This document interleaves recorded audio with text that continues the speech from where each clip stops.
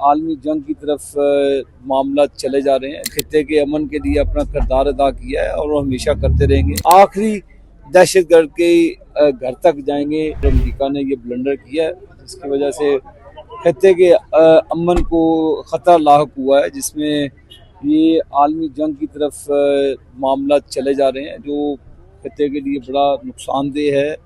तमाम मुस्लिम बरादर जितने भी कंट्रीज़ हैं हमारे, वो आपस में एक दूसरे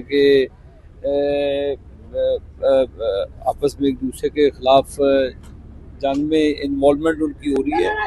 तो मैं समझता हूँ कि पाकिस्तान ने हमेशा अपना खित्ते के अमन के लिए अपना किरदार अदा किया है और वो हमेशा करते रहेंगे। जैसे अफ़गानिस्तान की सरजमीन को पाकिस्तान के अंदर टेररिज्म के लिए इस्तेमाल किया गया, उसमें बहुत सारी बैरूनी हाथ थे जिनको ना सिर्फ पाकिस्तान की आर्म फोर्सेस ने उनके जिस्म से जुदा किया है, और बल्कि हमें आखिरी दहशतगर्द के घर तक जाएंगे ताकि हमेशा के लिए इस नासूर से छुटकारा मिले। अब पाकिस्तान को अल्लाह ताला अमन का खैर खा बनाए, क्योंकि जो लोग पाकिस्तान की तरफ मैली आंख से देख रहे हैं और वो समझते हैं कि इस हीले बहाने से पाकिस्तान को भी सबक सिखाएंगे।